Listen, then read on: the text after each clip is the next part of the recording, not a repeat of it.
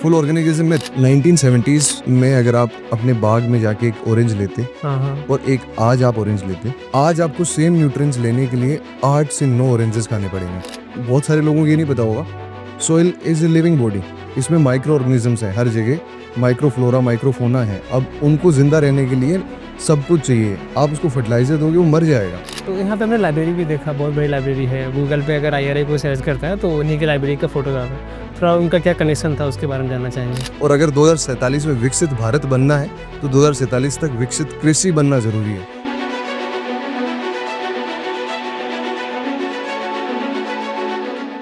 So welcome है सुधीर भाई और रोहित भाई। अभी हम वेलकम है रही हूँ। Thank you so much. Campus देख के बहुत मज़ा आया। तो मैं एक चीज़ बोलना चाहता हूँ, जो भी लोग पूछते हैं भैया हम UG के बाद क्या करें, तो मैं बोलूँगा भाई अगर आपको MSc के लिए जाना है तो IRA में ज़रूर आए। बाकी कोई कैंपस मिले या नहीं मिले, यहाँ ज़रूर आना चाहिए आपको। तो चर्चा करेंगे दोस्तों। हमारे साथ हैं PhD स्कॉलर्स और इतनी बड़ी नाम है IRA का, और वहाँ के जो यंग माइंड है उनके माइंड में क्या चल रहा है। क्योंकि भाई अगर हम कंपेयर करते हैं नॉर्मल कॉलेज से और जैसे IIT से कंपेयर करते हैं, तो IIT वालों में भाई अलग सा कॉन्फिडेंट होता है। तो आप इनके चेहरे पे कॉन्फिडेंट आप देख सकते हैं कितना तगड़ा है। तो थोड़ा सा जानना चाहेंगे कि आप लोगों ने लाइक PhD को किया, और थोड़ा सब्जेक्ट बता दिए कौन सा सब्जेक्ट है आपका और कितने रैंक पे आपको यहाँ पे एडमिशन मिला। थोड़ी गर्मी हो रही क्या सर? कोई बात नहीं सर, आप बता दो। ठीक है, तो बेसिकली एग्रीकल्चर क्यों चूज किया वो मैं बताता हूँ कि एज यूजुअल कोई आइडिया नहीं था क्या करना है, तो एग्रीकल्चर एज एन ऑप्शन था। और अच्छा, लाइक कुछ भी नहीं कि भाई क्या करना है, बहुत सारे बच्चों को नहीं पता था, मुझे भी नहीं पता था, तो घर वालों ने बोला एग्रीकल्चर कर लो, हमने एग्रीकल्चर चूज कर लिया। फिर खेती है आपके यहाँ? खेती है, कितनी ज़मीन है? खेती अच्छी खासी खेती है। कितना लगभग कितना फार्म लैंड है? है अच्छी खासी है गांव में, लेकिन हमारे ड्राई ड्राई फार्मिंग है, मतलब रेनफीड फार्मिंग है उसमें। अच्छा। उसमें हाँ, राजस्थान में irrigation नहीं रहते सब। नहीं, ऐसा कुछ नहीं है। 50 ऐसा एकड़ ज़मीन है? ऐसा कुछ नहीं तो है। यहाँ क्यों आ गए भाई? तो खेती खेती करनी है, let's stick to the point. तो एग्रीकल्चर साइंसेस में एडमिशन लिया, लेकिन पता नहीं था कि गवर्नमेंट प्राइवेट क्या होता है, गवर्नमेंट सीट्स क्या होती है। तो मैंने जब फ़ोन लगाया कि मुझे एडमिशन लेना है इनकी जो मेरी यूनिवर्सिटी है, उधर फ़ोन लगाया तो बोले कि भाई जेट में कितने नंबर थे, हमारे स्टेट एंट्रेंस होता है। तो मैंने बोला वो क्या होता है तो वो बोले कि फिर तो आप अगले साल आना। तो मैं कहा 1 साल तो नहीं खराब करूँगा। तो फिर मैंने प्राइवेट यूनिवर्सिटी में एडमिशन ले लिया, कौन सी university? Jaipur national university Jaipur में। तो वहाँ मैंने एडमिशन लिया, 4 साल बहुत कुछ एक्सप्लोर किया, जो प्राइवेट यूनिवर्सिटीज़ में सब कुछ होता है। सब कुछ एक्सप्लोर करने के बाद फिर कोई गाइडेंस नहीं थी, क्योंकि हमारा फर्स्ट बैच था। तो हमने फिर से प्राइवेट यूनिवर्सिटी में एडमिशन ले लिया। MSc में भी? एमएससी में भी। उसी कॉलेज में? नहीं, उसी कॉलेज में नहीं, SUAT सैम हिंगन बॉटम यूनिवर्सिटी प्रयागराज में। प्रयागराज में लिया है? हाँ जी, हाँ जी। वहाँ तो प्लेसमेंट होता है, आपको प्लेसमेंट नहीं लगा? नहीं लगा। तो बताता हूँ। मतलब आपके बैच में लगा था? नहीं, हमारे इधर कोई प्लेसमेंट नहीं होता, अच्छा। आपने गलत सुना है। तो मतलब प्लेसमेंट्स होते हैं अलग-अलग डिसिप्लिन्स में, हमारी जो डिसिप्लिन था सोइल साइंस, वहाँ नहीं होता था। तो वहाँ जाके रियलाइज़ हुआ कि अच्छे इंस्टीट्यूशन से अगर हायर एजुकेशन करनी है तो अच्छे इंस्टीट्यूशन से करनी है। तो अच्छे इंस्टीट्यूशन मतलब, तो पहला नाम आता है IRI, Indian agricultural research institute. तो सोचा कि यहाँ कैसे पहुँचना है, तो यहाँ फॉर्च्यूनेटली कुछ टेलीग्राम ग्रुप से ऐसे कर करके एक सीनियर्स जो हमारा एक बैचमेट है उनसे बात हो गई, और उन्होंने गाइड किया, क्योंकि आपको जहाँ जाना है, लेट्स से आपको दिल्ली आना था, तो मैंने बता दिया भाई ये ट्रेन ले लेना, ये ले लेना, ये रूट ले लेना, इससे यहाँ से ऑटो पकड़ लेना, आप पहुँच गए। आपके पास डायरेक्शन थी ना, तभी पहुँच गए। अगर डायरेक्शन नहीं होती, कोई आप किसी से पूछते जाते, पहुँच तो जाते, लेकिन कितना लेट पहुँचते, कितने मुश्किल से पहुँचते हो आप जानते हो। वैसे ही सेम केस एजुकेशन में, तो मैं पहुँच गया। ऑल इंडिया रैंक 7 थी मेरी, और कैटेगरी में रैंक 3 थी ICAR SRF PhD में, और उसके थ्रू मैंने सोइल साइंस सब्जेक्ट चूज़ किया। सोइल साइंस भी ऐसे भी थोड़ा सा MSc में था इसलिए ले लिया? हाँ, MSc में था तभी ये हुआ है। MSc में क्यों चूज़ किया, वो था कि भई थोड़ा हमने पढ़ा था सोइल साइंस, और एक बार कोई चीज़ पढ़ लेते हो तो उसमें बड़ा इंटरेस्ट आने लगता है, और सोइल साइंस है ही ऐसी प्यारी सब्जेक्ट कि एक बार आप पढ़ लोगे ना तो दूर नहीं जा सकते। एग्रोनॉमी ऐसी नहीं है। वैसे भी हमारे पास सॉइल बहुत कमी बचे, सब पानी पानी है धरती पे। सॉइल को बचाना बहुत जरूरी है। सॉइल डिग्रेड भी बहुत ज़्यादा होता है। तो क्या कर रहे हैं अभी सॉइल को बचाने के लिए आप? मैं कर रहा हूँ, मैं पढ़ाई कर रहा ओके, ठीक है। रोहित भाई आप हैं एग्रोनॉमी से? बिल्कुल। तो मुझे बिल्कुल आइडिया नहीं एग्रोनॉमी में कौन कौन सा जो पढ़ाए जाते हैं, और काफ़ी सुनते हैं, बहुत सारे फार्मर्स हैं, इन्फ्लुएंसर हैं, खेती वगैरह करते हैं।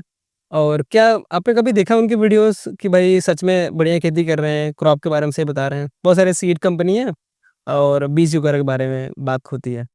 आईआरआई जैसे से थोड़ा आपने बोला कोई भी कंपनी है, तो कोई भी कंपनी से अगर कोई एसोसिएटेड होगा तो वो अपने कंपनी के जो प्रोडक्ट है उनकी बात करेगा, वो घुमा फिरा के वो वही चीज़ का इम्पोर्टेंस बताएगा। सही। जैसे हम कभी भी देखते हैं, जैसे मैं एक छोटी सी स्टोरी आपको बताता हूँ कि जैसे मान के चलो जीएम क्रॉप्स के बारे में हम सुनते हैं, जेनेटिक मॉडिफाइड क्रॉप्स। सही। ये 19 मतलब जो हम बोल सकते हैं 80s 90s के अराउंड, 1990s के अराउंड जो है वो ज़्यादा यूएसए के अंदर जो है वो ज़्यादा फेमस हुई और वहाँ पे जीएम क्रॉप्स को ग्रो करने लगे। अच्छा। जस्ट बिकॉज ऑफ कि उनके अंदर जो हर्बिसाइड हम यूज में लेते हैं वो नॉन सेलेक्टिव यूज में लेते थे, और जो नॉन सेलेक्टिव वाली जो कंपनीज थी जो नॉन सेलेक्टिव हर्बिसाइड उस टाइम पे प्रोड्यूस कर रही थी, मोस्टली ग्लाइफोसेट, तो Okay. उन कंपनीज ने इतना प्रमोट किया उनको कि उन्होंने ये बता दिया कि जीएम क्रॉप्स ही आप ग्रो करो, तो उससे हमारा जो है कॉस्ट कम हो रही है। उन्होंने इस तरीके से दिखा और कॉस्ट कम भी हो रही थी। उन्होंने वो वेराइटीज डेवलप की जो कि रेजिस्टेंट थी उस हर्बिसाइड के अगेंस्ट, इसीलिए जिनको हर्बिसाइड टॉलरेंट क्रॉप भी हम बोलते हैं।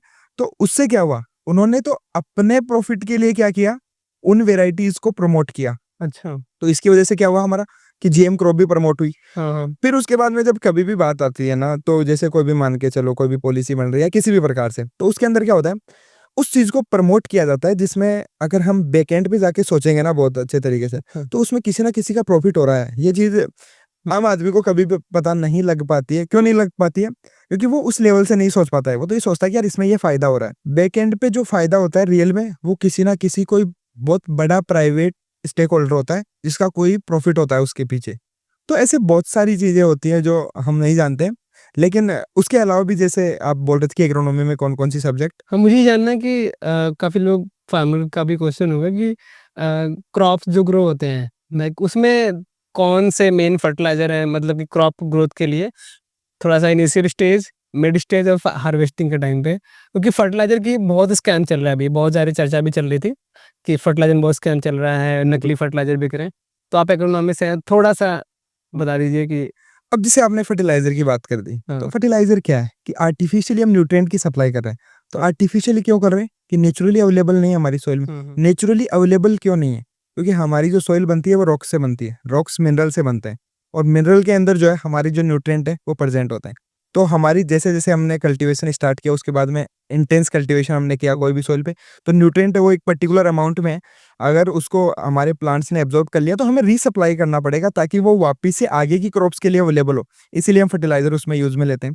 जो मोस्ट हमारे इंपॉर्टेंट न्यूट्रिएंट है उनमें एनपीके आते हैं, और उसके बाद में कैल्शियम, मैग्नीशियम, सल्फर ये आते हैं। और माइक्रो न्यूट्रिएंट्स पे तो हम ध्यान ही नहीं देते हैं। उन पे ध्यान इसलिए नहीं देते हैं क्योंकि उनके लिए कोई भी अवेयरनेस भी नहीं है। हाँ, हाँ, हाँ। और उन पे एक और कारण है कि फार्मर यूज में नहीं लेता है, उसका कारण है सब्सिडी। जैसे नाइट्रोजन पे हमारे यूरिया जो है वो मोस्टली सबसे ज्यादा यूज में लिया जाता है। यूरिया के लिए सब्सिडी मिलती है, और जिस चीज पे सब्सिडी मिल रही है, जो कि ओनली एक यूरिया का बैग हमें आज 266 रुपए में मिलता है, क्योंकि एक्चुअल उसकी कॉस्ट ऑफ प्रोडक्शन पता है एक यूरिया के बैग की 2300 या 2400 रुपए रहती है। तो वो जो सब्सिडी है वो गवर्नमेंट फुलफिल कर रही है। इसकी वजह से फार्मर उसको इजीली यूज में ले पा रहा है। सेम इसी प्रकार से जो फास्फोरस एंड पोटेशियम है उसके लिए भी हमें सब्सिडी मिलती है, लेकिन माइक्रो न्यूट्रिएंट्स के लिए हमें सब्सिडी नहीं मिलती। दैट्स वाई उनका यूज हम कम ले रहे हैं। और आज सबसे ज्यादा जो क्रॉप के अंदर हम डिक्लाइन देखते हैं, जो भी यील्ड के अंदर रिडक्शन देखने को मिल रहा है, वो माइक्रो न्यूट्रिएंट के यूज नहीं लेने की वजह से देखने को मिल रहा है। आपने बताया कि सॉइल में अभी बहुत ही कम न्यूट्रिएंट्स वगैरह बचे हैं, जो कि अलग से डालने पड़ते हैं, वो सब भी पता है। और शॉर्टेज है फर्टिलाइजर का इंडिया में। तो आप तो क्रॉप ग्रो कर रहे हैं, आप सॉइल के बारे में जानते हैं ज़्यादा, तो थोड़ा-सा लाइक क्यों ऐसा हो रहा है? लाइक सॉइल में इतनी सॉइल हमारी फर्टाइल क्यों नहीं है? और कैसे इसको इम्प्रूव कर सकते हैं? थोड़ा-सा दोस्तों में थोड़ा-सा क्वेश्चन नहीं, सही बात, इसलिए रख रहा हूँ ज़रूरी कि है ये। हाँ, देखो, 1970s में अगर आप अपने बाग में जाके एक ऑरेंज लेते हाँ, हाँ। और एक आज आप ऑरेंज लेते, आपको सेम न्यूट्रिएंट जो 1970s में आपने एक ऑरेंज से लिए थे, आज आपको सेम न्यूट्रिएंट्स लेने के लिए 8 से 9 ऑरेंजेस खाने पड़ेंगे। इतना न्यूट्रिएंट लेवल कम हो गया है। अब ये कम क्यों हो गया है? बिकॉज़ 1960 से पहले जब ग्रीन रिवॉल्यूशन नहीं था, हाँ, तब सब कुछ क्या था? जो आपका कंजर्वेशनल टिलेज है, मतलब आपने जो डाला वापस वही वापस आया। हाँ, हाँ। अब क्या हो गया, उसके बाद में इंटेंसिव कल्टीवेशन हो गई। इंटेंसिव फार्मिंग, इंटेंसिव हो गया मतलब पॉपुलेशन एंकरिंग की वजह से। हाँ, इंटेंसिव मतलब बार-बार आप एक साल में 3 क्रॉप्स ले रहे हो, तो हाँ। जमीन की हर एक की ना कैपेसिटी होती है। सही है। आप 2 किलोमीटर भाग सकते हो लेट्स से, आपको मैं जबरदस्ती भगवा रहा 10 हूँ किलोमीटर भगाए। तो आपकी हालत तो खराब होगी ना। तो आप क्या लोगे? स्टेरॉइड्स लोगे या कुछ कुछ मसल ब्लेज का कुछ लोगे या कुछ ना कुछ तो एडिशनल लोगे ना। तो वही चीज़ फार्मर्स के साथ है। और उस समय ना कंपनी, जैसे सर ने बोला, कंपनीज़ ने बहुत प्रमोट किया फर्टिलाइजर्स को। कैसे मैं आपको बताता हूँ। वर्ल्ड वॉर 2 हुआ, वर्ल्ड वॉर 1 हुआ, वर्ल्ड वॉर 2 हुआ। वर्ल्ड वॉर 2 में क्या यूज़ होते हैं? बॉम्ब्स वगैरह। वेपन्स वगैरह। बॉम्ब्स किससे बनेंगे? अमोनियम, हाँ, अमोनियम नाइट्रेट, ये सारे थे। अब ये इनका हो गया मार्केट खत्म। अच्छा। जब इनका मार्केट खत्म हो गया तो जो इनकी ये फर्टिलाइजर कंपनीज थी, तो अब मार्केट तो वही बिजनेसमैन तो मार्केट देखेगा ना। उन्होंने बोला अब क्या करें? तो अब क्या करें? अब खेती में यूज़ कर सकते हैं इसको। तो खेती में प्रमोट किया गया इसको, और खेती में इतना प्रमोट किया गया। अब आप सोचो, आप डेली कोई स्टेरॉइड्स ले रहे हो या आप विटामिन की टेबलेट ले रहे हो, तो आपको विटामिन की टेबलेट के लिए डॉक्टर बोलता है ना, अगर आप खुद ज़्यादा लोगे तो आपकी बॉडी बनाना बंद, मतलब थोड़ी-सी, कम कर हाँ, देगी। उसकी डिपेंडेंसी हो जाएगी उस चीज़ सही, पे। सही। आप एक टेबलेट लेते हो, अगर बीपी की टेबलेट लेते हो, धीरे-धीरे आपकी बॉडी रिलक्टेंट हो जाती है, फिर आप धीरे-धीरे आपको ज़्यादा टेबलेट लेनी पड़ती है, या आप टेबलेट के बिना नहीं रह सकते हो।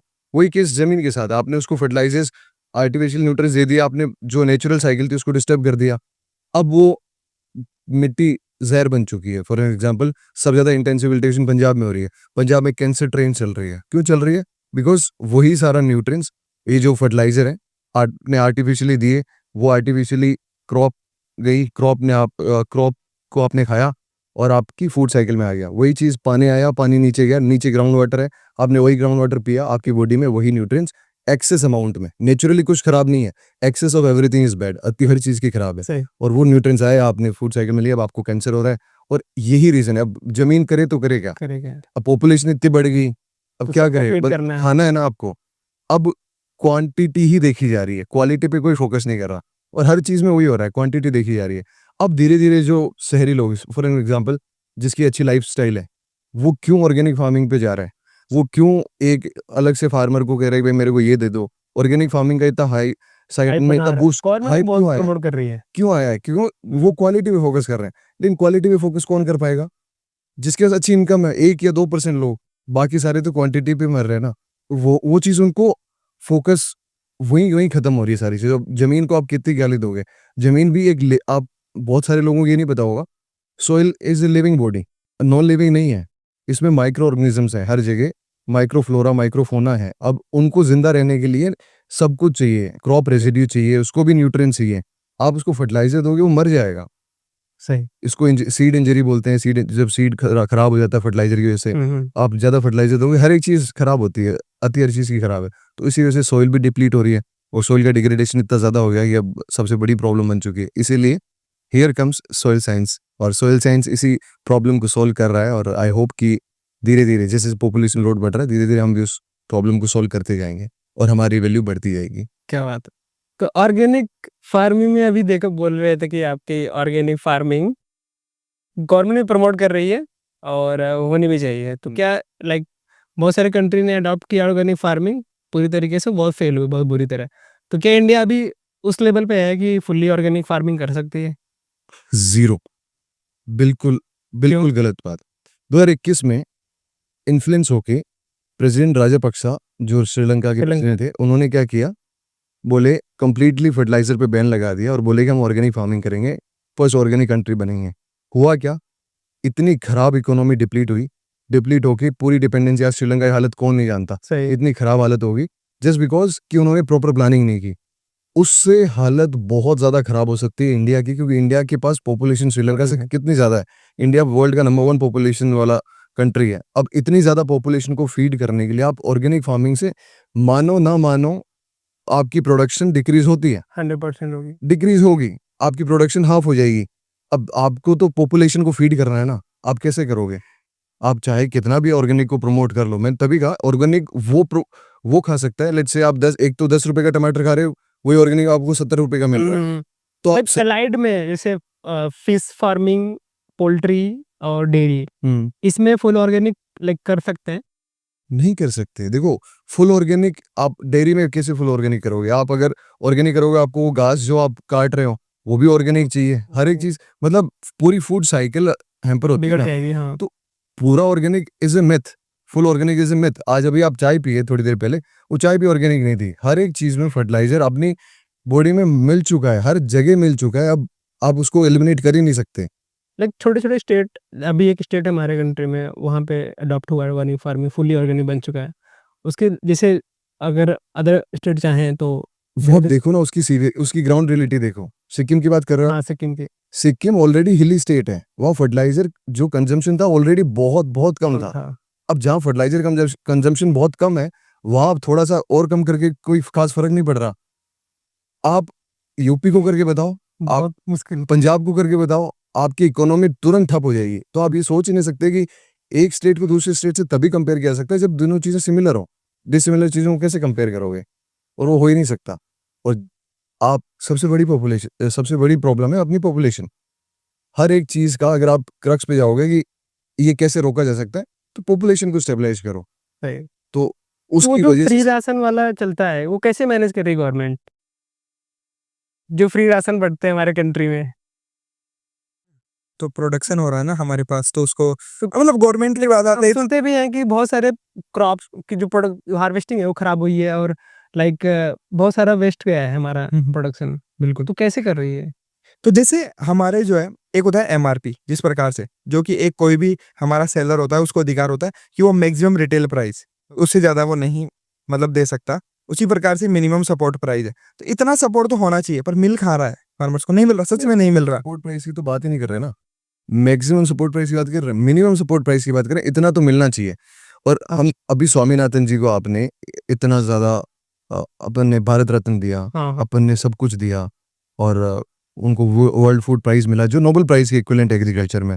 उनको फादर ऑफ मतलब बहुत सारी इकोनॉमीज, उन्होंने बहुत सारी यूएनईपी ने भी उनको रिकॉग्नाइज किया, सबने रिकॉग्नाइज किया। उस समय फार्मर सुसाइड सबसे ज्यादा हो रहे थे 2004 में विदर्भा रीजन में, महाराष्ट्र में।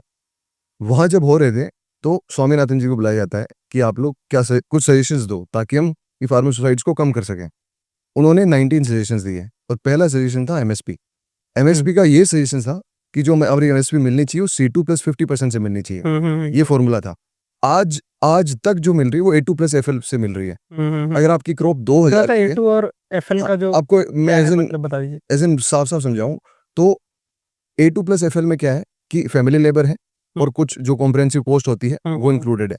C2+50% में उसके अलावा भी कॉस्ट इंक्लूडेड है। लेट्स से आप खेती, आपके पास खेत नहीं है, आपने रेंट लेके खेती कर रहे हो, तो उसकी कॉस्ट भी उसमें जुड़ती है सही। और एडिशनल जो कॉस्ट है वो भी जुड़ती है। आगे आप इन जनरल अगर आपकी क्रॉप 1500 की है तो C2+FL के फॉर्मूला से, A2+FL से अगर 1500 की है तो C2+50% के फॉर्मूला से आपकी वही जो कॉस्ट है वो 2000 होगी। इतना ज्यादा डिफरेंस है। लेकिन हमें क्या मिल रहा है? A2+FL। अभी सड़कों पे हर साल किसान आते हैं, एक ही मांगे एमएसपी दे दो। एमएसपी भी C2+50% वाले आधे तो मांग ही नहीं रखते, क्योंकि बस एमएसपी तो दो। जैसे मेरे पिताजी किसानी करते हैं, हमारे मूंग की एमएसपी डिसाइडेड है, ठीक है, 8285 डिसाइडेड है। अच्छा। हमें जो मूंग बेचना पड़ता है 7000 6000 इस समय बेचना पड़ता है। क्यों बेचना पड़ता है? उसकी एमएसपी पे गवर्नमेंट ले ही नहीं रही है, उतना ले ही नहीं रही है। तो क्या रीजन है इसका? बस वो कह रहे हैं कि हमारे पास इतना ही स्टॉक हम ले सकते हैं, इसको हम एमएसपी पे लेंगे ताकि कुछ डाटा भी तो दिखा सकें, और उसके बाद उसके अलावा नहीं लेंगे। और ग्राउंड रियलिटी है, अगर मैं आईआरआई में पढ़ के पीएचडी करके मेरे पिताजी को एमएसपी नहीं दिलवा सकता, तो क्या एक्सपेक्ट करते हो कि बाकी जो किसान नॉर्म आम आदमी क्या दिला पाएंगे? उसके बहुत मुश्किल है। और वही किसानों की मांग यही है कि उनको डायरेक्टली 6000 आप बैंक में ट्रांसफर कर रहे हो, किसान खुद रोड पे आके बोले कि हमें मत दो, ये आप उसकी जगह हमारे एमएसपी में राइज कर दो, एमएसपी हमारी इंश्योर कर दो। लेकिन वही तो नहीं हो रहा। ओके। तो लाइक अभी जो एजुकेशन फील्ड में हम थोड़ा सा वो करते हैं, जो बच्चे लाइक अभी एग्रीकल्चर से पढ़ाई कर रहे हैं या फिर करने आगे सोच रहे हैं पढ़ने के लिए, आप लोग ऑलरेडी साइंटिस्ट के लाइक पीएचडी कर रहे हैं, स्कॉलर है और आप सॉइल में है। तो अगर हम सॉइल की ही बात करें थोड़ा सा कि अभी अगर इंडिया में बेस्ट लाइक जनरल पर्पस के लिए कि अभी फार्मर नॉर्थ में जो खेती कर रहे हैं उनके लिए कौन सी बेस्ट सॉइल रहेगी, और मतलब जनरली मेन क्रॉप है हमारे व्हीट और राइस, इन दोनों के लिए थोड़ा सॉइल के बारे में जानना चाहिए, कौन सी सबसे बेस्ट सॉइल है? राइट। देखो, सॉइल टाइप्स इंडिया में बहुत सारे हैं, हाँ। और लगभग जैसे ऐसे तो मैं साइंटिफिक नहीं जाऊंगा, 12 ऑर्डर्स होते हैं, उसमें से 7 ऑर्डर्स इंडिया में, वो सब बात छोड़कर सॉइल टाइप्स में जो आप व्हीट और राइस की बात करते हो, हाँ। वो हमारा जो यूपी, आपका पंजाब, आपका ये जो बेल्ट है उसमें सबसे ज्यादा होता है, गैंगेटिक प्लेन्स में। इसमें सॉइल होती है जलोढ़ मिट्टी, जिसको अपन एलुवियल सॉइल बोलते हैं। एलुवियल सॉइल की कुछ प्रॉपर्टीज होती हैं। एलुवियल सॉइल जो बह के आती है, और जो बह के आती है ना उसमें बहुत कम मात्रा में ऑर्गेनिक मैटर होता है। अच्छा। नाइट्रोजन बनता है ऑर्गेनिक मैटर से, 95% 96% नाइट्रोजन का आता है ऑर्गेनिक मैटर से। जो मीन्स ऑर्गेनिक ओरिजिन होता है, तो नाइट्रोजन कम हो गया, ठीक है। उसमें सबसे बड़ी बात था, नाइट्रोजन और ऑर्गेनिक कार्बन बहुत कम होता है। फॉस्फोरस में भी 40% के आसपास ऑर्गेनिक मैटर से आता है, तो वो भी थोड़ा कम होता है। पोटेशियम ठीक ठाक होता है, सफिशिएंट क्वांटिटी में होता है। अब व्हीट और राइस में सबसे ज़्यादा चाहिए अपने को नाइट्रोजन, है ना? हाँ, तो इसके लिए फर्टिलाइजर ज़्यादा लगते हैं, ओके। पहली चीज़। ये हो गए इस पर्टिकुलर रीजन के लिए। अब जैसे ब्लैक सॉइल है, ब्लैक सॉइल कॉटन के लिए सबसे ज़्यादा सूटेबल होती है। हर एक सॉइल है ना, जैसे हर एक जगह हर एक सॉइल अपनी फेवरेबल कंडीशंस के हिसाब से क्रॉप्स देती है। जो ब्लैक सॉइल है वो कॉटन के लिए अच्छी है, कुछ क्रॉप्स के लिए ये वाली सॉइल अच्छी है। तो आपने जैसे राइट और वीस की बात की, उसके लिए एलुवियल सॉइल अच्छी है, लेकिन उसमें फर्टिलाइजर एप्लीकेशन हमें लगानी ही पड़ेंगी। आई थिंक इंडिया में इसीलिए हम लोग बाउंड हो जाते हैं कि किसी और रीजन पे जाते हैं तो सॉइल चेंज हो जाती है, इसलिए उसी रीजन में से वही क्रॉप ग्रो होते हैं। नॉर्थ में व्हीट एंड राइस फेमस है, महाराष्ट्र में अलग क्रॉप्स फेमस है। तो अगर जैसे देखते हैं कि आने वाले टाइम में जो जैसे हमारी जो 2000 के बाद के जन्म लिए हैं बच्चे, उनको आना पड़ेगा फील्ड में, और खेती है थोड़ा सा मेहनत वाला काम। क्या वो जेनजीज के कंधे उतने मजबूत हैं, वो कारभार संभाल पाएंगे जो हमारे दादा परदादा पिताजी अभी छोड़ के जाएंगे? देखो, टाइम चेंज हो रहा है। हाँ। टाइम हमेशा चेंज होता रहा था। जैसे मैं बता रहा हूँ कि मेरे दादाजी जितना काम करते थे, उसका 10% मेरे पिताजी काम करते थे। मतलब उतना कर सकते थे। उनका 10% ही मैं कर सकता हूँ फील्ड के मामले में, और ज़्यादातर जो जेनज़ीज़ हैं उतना ही कर सकते हैं पेरेंट्स की मेहनत के मामले में, जो खेती में करते हैं। तभी तो घरवाले बोलते हैं, "तू क्या करेगा रे?" ऐसे करके, क्योंकि वो खेती से कंपेयर करते हैं। सही। अब लेकिन ज़रूरत प्रोडक्शन जितना दादाजी कर रहे थे, उससे ज़्यादा पापा कर रहे हैं, और पापा से ज़्यादा प्रोडक्शन मैं अपनी खेती में करूँगा। क्यों? बिकॉज़ वो चेंज हो रहा है, मैकेनाइज़ेशन ज़्यादा हो रहा है।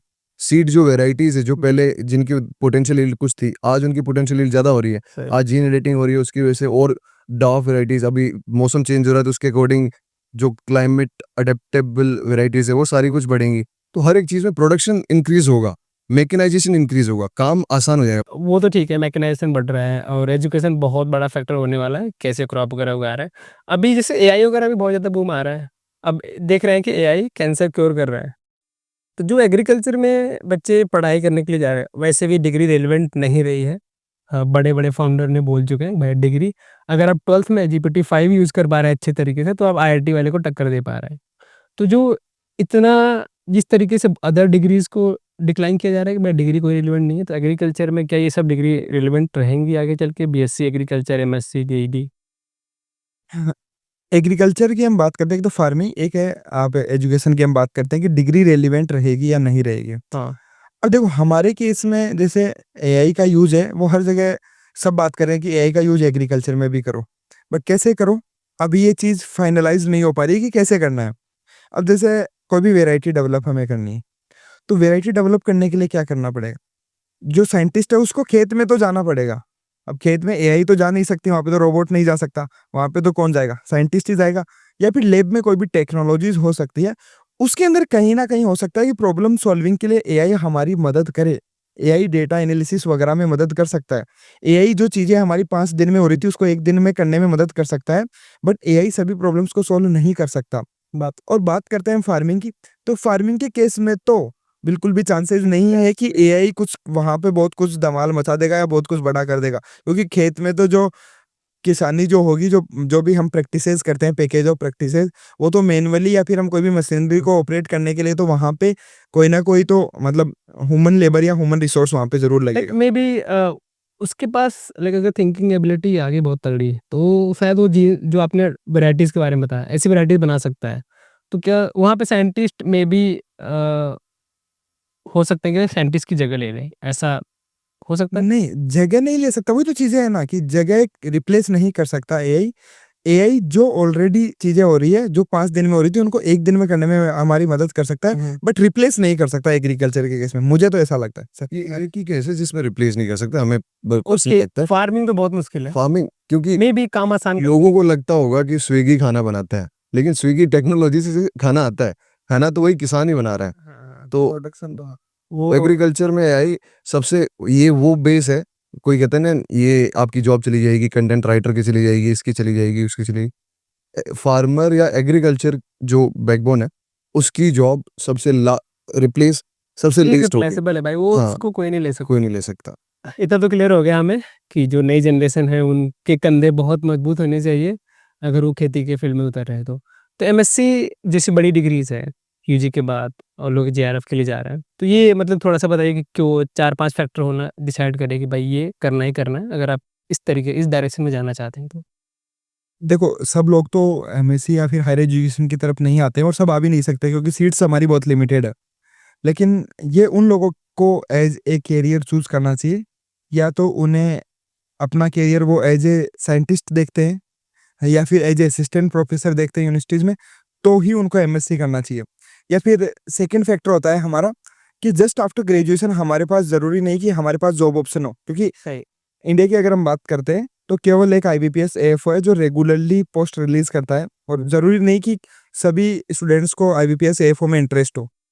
तो जिनको आईबीपीएस एएफओ में इंटरेस्ट नहीं है या फिर जो रेगुलरली हमारी वैकेंसी आ रही है उसमें इंटरेस्ट नहीं है, तो वो as a second option MSc को देख लेते हैं कि उसके साथ-साथ अगर जेआरएफ के थ्रू हम एडमिशन लेंगे मास्टर्स में, तो हमें 12,640 रुपीज़ पर मंथ मिलेंगे, जो कि एक अच्छा अमाउंट हम बोल सकते हैं पर मंथ। जस्ट ये आफ्टर हर एक ग्रेजुएशन। कॉलेज में मिलता है।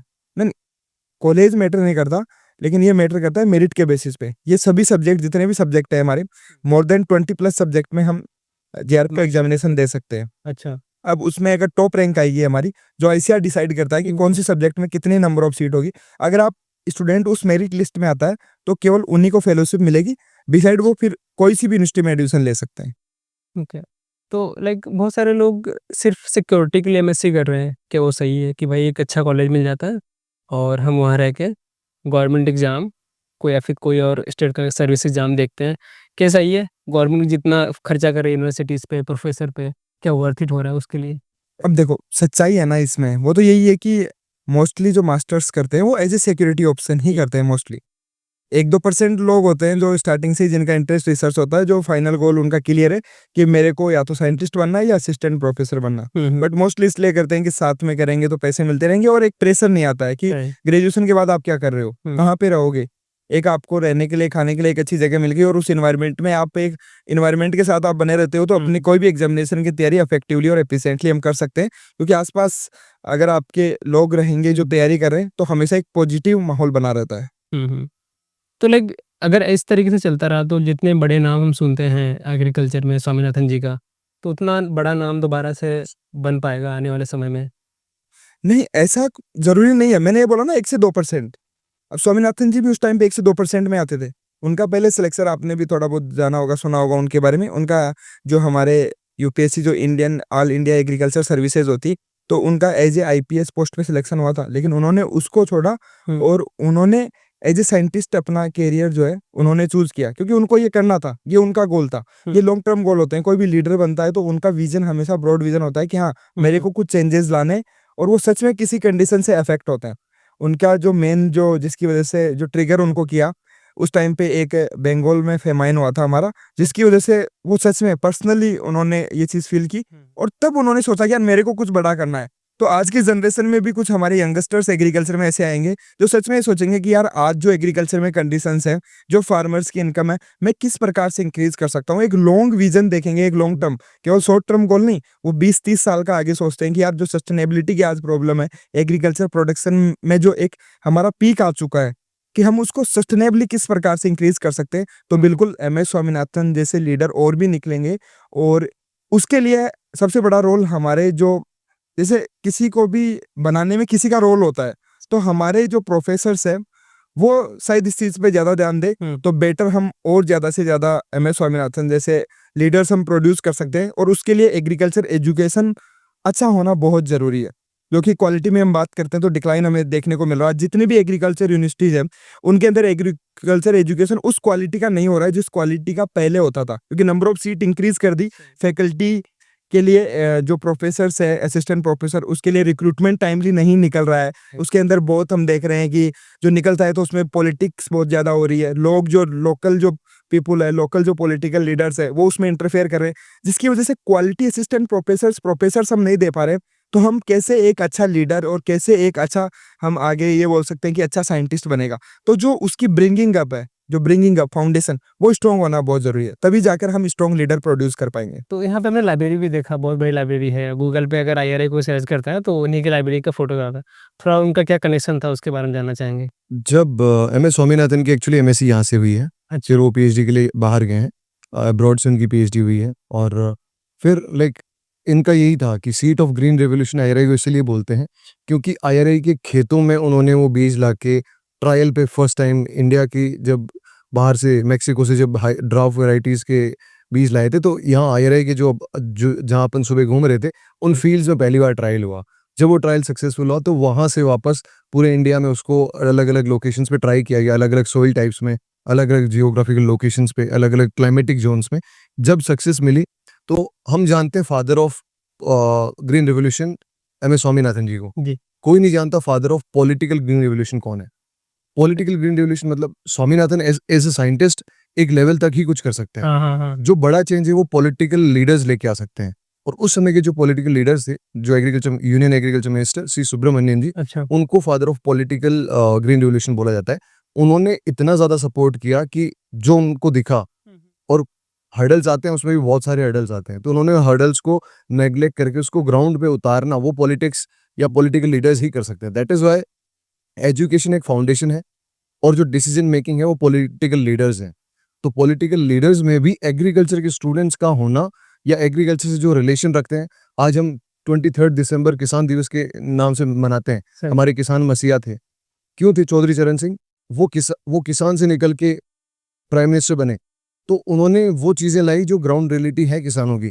इसीलिए ऐसे लोग वहाँ होने पड़ेंगे, और पॉलिटिक्स में भी, और इवन साइंटिस्ट में भी, जो ग्राउंड रियलिटी समझते हैं। तो वो चीज़ होना बहुत इंपॉर्टेंट है, और ICR इसमें आई होप कि एक बड़ा कंट्रीब्यूशन देगा। तो अभी आपने ICR का ये नाम लिया, तो सब लोग जानते हैं, हम लोग बैठे हैं इसी वजह से कि ICR है इंडिया में इसलिए, और आपने बताया कि दुनिया में सबसे बड़ी ऑर्गेनाइजेशन एग्रीकल्चर की फील्ड में इंडिया में। तो थोड़ा-सा जानना चाहेंगे कि किस तरीके से आप देखते हैं ICR का कंट्रीब्यूशन इंडिया में एग्रीकल्चर को? राइट।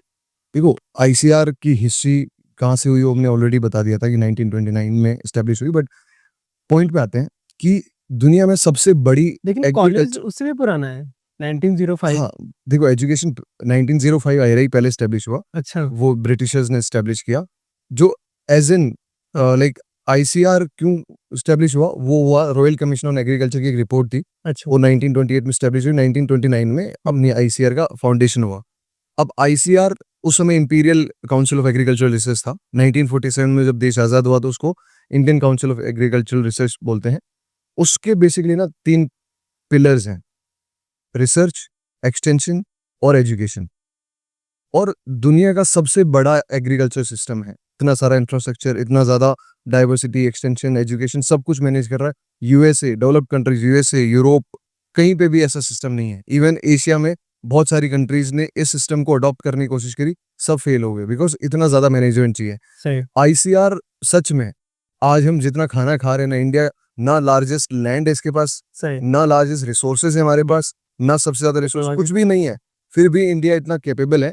और आज आप दुनिया में इंडिया को कहीं पे भी देखते हो, आप ग्लोबल सुपर इकोनॉमी बनाना चाह रहे हैं, आप हर जगह से आप कॉन्फिडेंटली ग्लोबल स्केल पे बोल पाते हैं, ग्लोबल फोरम पे बोल पाते हैं। उसका बड़ा रीजन है एग्रीकल्चर का स्टेबलाइजेशन है। फार्मर्स को कोई नहीं देख रहा है कि उसकी हालत क्या है, लेकिन फिर भी इंडिया, फिर भी वो फार्मर्स ही देश को बना रहे हैं। और अगर 2047 में विकसित भारत बनना है तो 2047 तक विकसित कृषि बनना जरूरी है। विकसित कृषि ही नींव रखी जाएगी विकसित भारत की, अदरवाइज नहीं रखी जा सकती। विकसित भारत का सपना 2047 से आगे तो चलेगा। इसमें किसका सबसे बड़ा योगदान देखते हैं आप? स्टूडेंट होने का, में जो होता है। आज अभी एग्रीकल्चर स्टूडेंट्स है उनको उस स्केल से सोचना पड़ेगा कि हम Like- ग्लोबल लीडर्स कैसे बन सकते वो तो हैं। ठीक है, लेकिन अभी के टाइम पे अगर किसी को चांस तक मिलता है, लाइक किसी, अभी ऑप्शंस बहुत सारे हो चुके हैं, सबको लाइक उतने वेल फैमिली से नहीं आ रहा एग्रीकल्चर के बच्चे हैं जितना हम सोच होते हैं, क्योंकि अमीरों के बच्चे हैं तो यहाँ तो मुश्किल है आना, वो नहीं आने वाले हैं। जो बहुत वेल फैमिली से हैं, इनके पास बहुत अच्छा खासा पैसा है, इनके पिताजी के पास, वो तो नहीं आ रहे। अगर किसी के पास लाइक ऑप्शन है कि आपके पास ये गवर्नमेंट जॉब्स हैं, 1 साल की मेहनत करो, उसके बाद लाइफ सेट है, या फिर उसके पास मास्टर डिग्री में और भी ऑप्शन है, जैसे कि MBA के लिए जा रहा है कोई बंदा, एग्री बिजनेस मैनेजमेंट कर रहा है, बहुत अच्छी अच्छे कॉलेजेस हैं, और उसके बाद MSc का ऑप्शन बच रहा है। तो आप लाइक कैसे आप बोलेंगे कि भाई किस तरफ जाना चाहिए? अभी तक जितना आपने देखा है? देखो भाई, अगर टॉप पे जाना है तो एजुकेशन आपकी टॉप होनी चाहिए। बीएससी से आप एक लेवल तक ही पहुंच सकते हो, एमएससी उससे बड़ा लेवल है, पीएचडी डॉक्टरेट जब आप करते हो तो उससे बड़ा लेवल है। हम्म। आपको अपनी एजुकेशन सबसे पहले प्रायोरिटी, टॉप एजुकेशन, आप कहते हैं ना व्हाइट कॉलर जॉब्स आपको टॉप लेवल ऑफ एजुकेशन से ही मिलेगी। आप अच्छी एजुकेशन ग्रैब करो और सिर्फ डिग्रीज नहीं, जैसे आपने बोला डिग्रीज की इंपॉर्टेंस नहीं है, बट एजुकेशन की इंपॉर्टेंस हमेशा रहेगी, नॉलेज की इंपॉर्टेंस हमेशा रहेगी। जो डिग्रीज की जो फाउंडर्स बोलते हैं कि डिग्रीज की वैल्यू नहीं है, वो इसलिए बोलते हैं कि उनके पास नॉलेज है, ठीक है। तो वो डिग्रीज आप करो, उसके साथ साथ नॉलेज आप गेन करो, और फिर कुछ सोसाइटी में जैसे आपका क्या विजन है सोसाइटी को लेके, सिर्फ डिग्रीज या नॉलेज ही इनफ नहीं होती है। आप क्या उसको ग्राउंड पे इम्प्लीमेंट कर रहे हो, आप कहाँ जहाँ फेलियर हुए उसके लिए आपके पास क्या अल्टरनेट सॉल्यूशंस हैं। सोसाइटी जैसे आज फार्मर इनकम की बात, डबलिंग फार्मर्स इनकम 2022 तक होना था, सैलरी वही जो आपकी एवरेज इनकम है वो उतनी है, 10,218 रुपये सालाना, 1,22,000 रुपये, कुछ बदला नहीं है। कुछ भी नहीं मतलब। अब वो सच में कैसे आप चेंज कर सकते हो? बिहार में 4,500 ही है, तो किस लेवल से आप उसमें चेंज कैसे ला सकते हो ना? वो विजन होना चाहिए बंदे के पास, और जो विजन है आपके पास, फिर नेटवर्क भी होने पड़ेंगे। अकेला विजनरी बंदा कुछ नहीं कर सकता, उसको सपोर्ट चाहिए, उसको पॉलिटिकल सपोर्ट चाहिए, उसको ऐसे लोग चाहिए जो उसके आइडिया में बिलीव करते हों। और वो जब धीरे धीरे चीजें होंगी, और मैं मानता हूँ कि आइडिया में बिलीव करने वाले लोग मिलेंगे, अगर आप में दम होगा तो। मतलब थोड़ा-सा इसमें भी क्लियर कर दो कि बहुत लोग शॉर्ट टर्म सक्सेस चाहते हैं और वो सोचते हैं कि मेरे पास 3 ऑप्शन है तो कौन जाएगा एमएससी करने, उसके बाद भी भले भी कोई भी अच्छा कॉलेज मिल जाए, लोग सोचते हैं कि वहाँ पे मुझे जॉब सिक्योरिटी नहीं है। पीएचडी के बाद भी लोग सोचते हैं कि जॉब सिक्योरिटी नहीं है, क्योंकि साइंटिस्ट बनने के लिए भी कॉलेज में बहुत सारे पैसे भरने पड़ते हैं, ऐसे लोग मानते हैं, और टाइम भी बहुत ज़्यादा है। तो तीनों ऑप्शन जिसके पास है तो बच्चा लाइक कैसे आप बोलेंगे कि भाई किस तरफ जाओ आप? इस छोटे से आंसर में जानना चाहूँगा। मैं बोलूँगा कि आप हायर एजुकेशन में जाओ। आप हायर एजुकेशन में जाते तो हो, किसी की फैमिली बहुत भाई फैमिली फैमिली कंडीशन बहुत है खराब है। तब तो जाना ही चाहिए। अगर आपकी फैमिली बहुत वीक है फाइनेंशियली, तो आपको जाना ही चाहिए। पूछो क्यों? ऐसे क्योंकि अगर नहीं जाओगे तो आप वो शेकल्स कभी तोड़ ही नहीं पाओगे, पहली चीज। और लाइक आईसीआर उसको अगर वहाँ पे फाइनेंशियली दे रहा है ना, आईसीआर इसी के लिए तो अच्छा, इतना बड़ा सिस्टम। कोई भी दुनिया में ऐसा कोई सिस्टम नहीं है जो इतने ज्यादा एक्सपीरियंस, आप इंडिया की बात करो, दुनिया की बात छोड़ो। हुँ, इंडिया में आप पीएचडी कोई आईआईटी से कर रहा है, कोई नीट कर रहा है, कितने परसेंटेज पॉपुलेशन को फेलोशिप मिलती है? आईसीआर हर एक बंदे को फेलोशिप देता है जो उसके थ्रू एडमिशन लेता है। एनटीएस फेलोशिप, वो नेशनल बात तो टैलेंट सही है, फेलोशिप। लेकिन 2 साल जो अगर जो यहाँ पे लगा रहा है यूजी के लिए, अगर किसी को यूजी के ज जस्ट बाद 17 से ज़्यादा सैलरी मिल रही है, तो क्या सोचते हैं आप? भाई उसको आप स्केल अप, आप 2 साल 3 साल से लाइफ तो नहीं चलने वाली, हाँ, आपकी लाइफ तो 60 साल 70 साल तक की है। आप लंबी दूर तक सोचो ना। आप ये सोचो, थोड़े-सा और बताइए, अपॉर्च्युनिटीज़ बताइए। पीजी के बाद लाइक हमारे पास बहुत बड़ा प्राइवेट सेक्टर है, सीड की, फर्टिलाइज़र की, क्या इसमें भी तो नहीं आ रही कंपनी? आप देख ही रहे हैं। तो लाइक और कौन से ऑप्शन बचते हैं पीजी के अलावा एमएससी के बाद? एमएससी के बाद साइंटिस्ट, जैसे मैंने बोला साइंटिस्ट बनेगा तो एमएससी के थ्रू ही बनेगा। अभी एआरएस, एग्रीकल्चरल रिसर्च सर्विस, वो इसी के थ्रू ही बनेगा। एमएससी करने के बाद ही बन सकता है बंदा। वो तो है। और वो जैसे उसके साथ साथ एक साथ जॉब आती है, SMS, subject matter specialist, senior technical officer, वो भी जॉब आ रखी है। हाँ, इसके अलावा भी बहुत सारी जॉब्स हैं जो एमएससी के बेसिस पे ही है। तो वो जॉब्स बंदा कभी बीएससी वाला ले नहीं सकता। और वो ऑब्वियसली, आप लेट से एओ है, एओ एमएससी बाद में, डबल एओ है तो वो बीएससी के बाद में है। तो एओ एक बड़ी लेवल जॉब है। बंदे को प्रमोशन लेने के लिए 10-15 साल 20 साल निकल जाएंगे जब वो एओ समझे, एओ बनेगा। एक आप डायरेक्टली उस एग्जाम को फाइट करके एओ बन सकते हो। तो आप रिकमेंड करेंगे जो प्राइवेट कॉलेजेस हैं, जो मैं रिकमेंड 100% करूंगा। हायर और स्टडी की जा रहे हैं?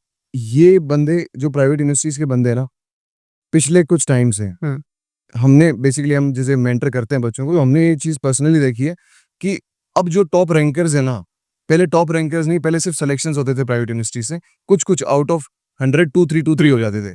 अब रेशियो 30% तक पहुंच चुका है प्राइवेट यूनिवर्सिटीज के बच्चों मे का, बी जो ये भी होगा उनके माइंड में कि भाई हमें यूजी में प्राइवेट कॉलेज मिला तो हम अच्छी रैंक लाकर हाँ गवर्नमेंट में जाते हैं। गवर्नमेंट में जाते हैं। अब उनके पास वो एक एंथुसियाज्म भी है कि हमें करना है, और वो कर भी रहे हैं। लेकिन प्राइवेट ने आपने मना किया, बोला कि करना चाहिए एमएससी। हाँ, लेकिन यूजी के जो प्राइवेट वाले बच्चे हैं, वो मेहनत करके एमएससी अच्छे कॉलेज से करना चाहते हैं। भाई देखो, हर कोई चाहता है कि प्राइवेट का टैग कम हो और गवर्नमेंट का टैग लगे। This is reality. मैं भी प्राइवेट का बंदा था, मुझे भी लगता था कि अच्छा मैं करेंगे। एज एन लाइक डिप्रीव्ड फील करता था। हुँ। लाइक ऐसा सबके पास होता था कि यार आपकी क्या औकात है गवर्नमेंट वालों के सामने। हम जब जॉब नियर में जब जाते थे, जो आपकी यूनिवर्सिटी हम आए थे एक बार, तो उस समय ये लगा था कि ये है लाइफ। कितने नंबर ऑफ सीटें हैं लगभग आपको लगता है जेआरएफ के अच्छी क्वालिटी जो कॉलेजेस हैं, कितने नंबर ऑफ सीटें होंगी? हर एक सब्जेक्ट में अलग अलग सीट्स हैं।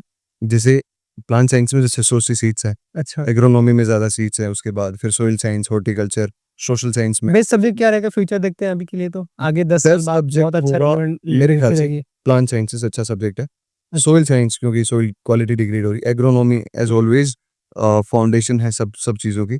हॉर्टिकल्चर जैसे हमें फ्रूट्स भी चाहिए, और लाइक मोलिकुलर बायोटेक्नोलॉजी भी ठीक सब्जेक्ट है, जो उसको लोग ले रहे हैं। माइक्रोबायोलॉजी अच्छा सब्जेक्ट है।